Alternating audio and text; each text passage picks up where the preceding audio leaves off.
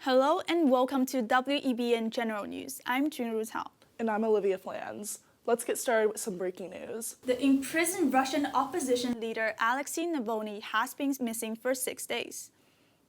Navalny is considered to be Putin's #1 enemy, charged with cases of starting an extremist organization and pro-democratic campaigns. The White House is concerned about his disappearance. And in Boston, Harvard's facility shows support for their president, Claudine Gay, after facing pressure to resign. We're very concerned about the influence of politicians that are frankly just trying to be opportunistic and billionaires putting undue influence on universities. Dr. Gay failed to punish students displaying anti-Semitism on campus. Now, over 500 professors at Harvard have signed a petition against her resignation. Over the past week, congressional Republicans initiated an investigation into 3 top universities and their response to anti-Semitism on campus. The FDA has approved the first ever CRISPR-based gene therapy for sickle cell disease called Casgevy. Fetal hemoglobin, we know, has oxygen, a higher oxygen carrying capacity than adult hemoglobin or sickle hemoglobin. And so, yes, it is more than good enough. Vertex Pharmaceuticals and CRISPR Therapeutics developed the treatment in Boston. It uses gene editing technology to modify blood stem cells. Officials say that many patients have experienced relief from severe symptoms, marking a milestone in the field of genetic medicine. And in more local news, migrant families are heading to Eastern Nazarene College in Quincy to seek shelter. For over 3 weeks, they have lived in conference rooms in the transportation building. We're all very supportive of the ability to give these folks in their time of need some ability to have shelter. It's the ability for us to have those areas where we can do that, but at the same time, dedicating it for this cause was really important, and we were able to accommodate that. Buses shuttled families from the building at 10 Park Plaza to Quincy College on Friday. Families can stay at dorms 24/7. We can anticipate more safety net sites to come. And in Atlanta, Georgia, tourists stopped a 26-year-old woman from burning down Martin Luther King's home where he was born. Visitors from Utah caught her pouring gasoline on the home. Just the day before, we was down there in Atlanta to visit my father. So just the day before, my father asked, "Do you miss the job?" I asked us both, "Do you miss the job?" And I said, "Yeah, I kind of miss that adrenaline rush from time to time. I do. I miss coming out and doing the job and helping people. I miss that." And it's funny that the very next day, we're involved in something like that. The visitors blocked her from returning to the porch with a lighter. 2 off-duty New York police officers detained her until the local police arrived. According to the woman's family, she was a veteran experiencing mental health distress. The woman is in charge with attempted arson and interference with government property.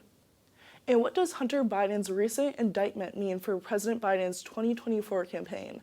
We go to our political correspondent, Mira Fiber Monroe, tells us more.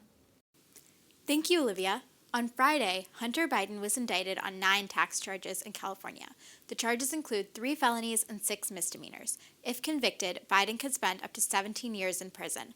Documents detail that he spent money on drugs, strippers, luxury hotels, and exotic cars. He's expected back in court in 2024.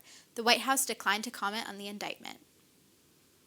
In other presidential news, President Joe Biden held an expensive fundraiser in Los Angeles. Celebrities like Michael Smith, Barbra Streisand, Steven Spielberg, and Lenny Kravitz attended the event. Former Speaker of the House Nancy Pelosi also addressed the crowd. The fundraisers aim to raise $67 million for Biden's campaign by the end of 2023. The Federal Appeals Court reinstated the gag order against former President Donald Trump. This gag order would limit what he can say about the accusations to overturn the 2020 election results.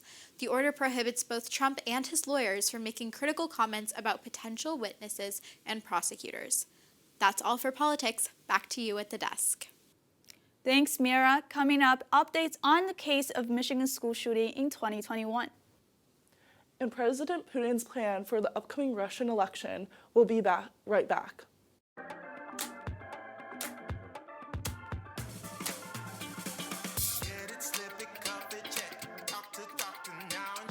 Get it?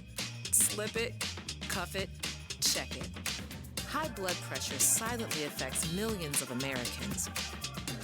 Staying on top of your blood pressure is as simple as these 4 easy steps.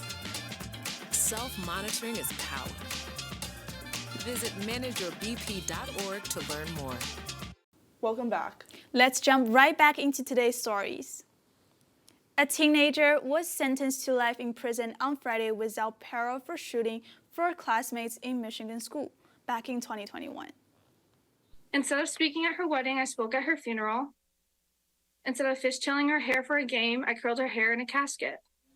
Pleaded guilty to multiple charges including terrorism and first-degree murder, and was convicted for the killing of 4 students injuring others. Judge dismissed defense plea due to the severity of the crimes. And Russian President Vladimir Putin has announced his intention to extend his rule during the March presidential election.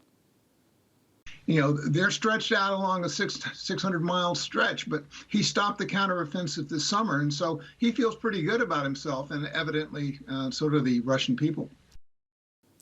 Despite international criticisms, especially from the Russia-Ukraine war, Putin maintains strong domestic support. Putin has been in power for over 2 decades, which makes him the longest-serving Kremlin leader since Stalin. For updates on the Israel-Hamas war, we go to our international correspondent, Sabrina Lamb. What do you have for us, Sabrina? Thanks, Olivia. The U.S. was the only country in the UN Security Council to veto a resolution for immediate ceasefire in Gaza. The decision voted against a hiatus from fighting, the release of all hostages, and humanitarian access in Gaza. 13 countries, including China and Russia, voted in favor of the resolution while Britain abstained. Organizations like Human Rights Watch and Amnesty International have condemned this veto. Israel's UN ambassador thanked the U.S. And 6 French teenagers have been convicted for involvement in a 2020 murder of a teacher. He was killed after showing caricatures of the Islamic prophet Muhammad during a class debate on free expression. 5 were found guilty of helping an Islamic extremist attacker stake out and identify the teacher.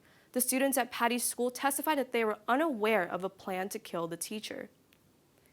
And the Organization of the Petroleum Exporting Countries is rallying its members and allies. Why? To veto a deal that proposes phasing out fossil fuels. The deal has set the stage for negotiations in the COP28 Climate Summit. At least 80 countries are demanding an eventual end to fossil fuel use as scientists urge immediate action. That's all I have for international news. Back to you at the desk. Thanks, Sabrina. We now go to our sports correspondent, Riley Burns, for more on the 124th Annual Army-Navy game. Riley? Thanks, Junru. Students in uniform crowded the stands of Gillette Stadium for the first time. The Army Black Knights defeated the Navy Midshipmen 17-11 in the 124th annual meeting. Coming into the game, the Navy led the series with 14 straight wins from 2002 to 2015. Red Sox broadcaster Joe Castiglione will be honored in the National Baseball Hall of Fame and Museum.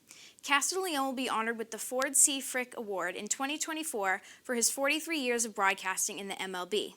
This award is presented annually by the Hall of Fame for excellence in baseball broadcasting. The New England Patriots defeated the Pittsburgh Steelers 21-18 last Thursday as quarterback Bailey Zappi stepped into the spotlight. Zappi told NBC Sports that he has shown a great deal of patience, waiting for an opportunity to start this season. Running back Ezekiel Elliott said that Zappi commands attention in the huddle and had so much confidence making checks and points. That's all for sports. Back to you at the desk. Thanks, Riley. We're going to take a quick break. But stay tuned for this week's weather forecast. We will be right back. I don't think that many kids in my son's school even do it. He makes fun of his friend who vapes. He would never try it. She's into soccer. She's on the honor roll. She's just not the type. No way. No way. No way. No way. My kid would never vape. Get your head out of the cloud. Today, nearly 8,000 kids will start vaping. Maybe even yours. Learn about the dangers at talkaboutvaping.org. Welcome back.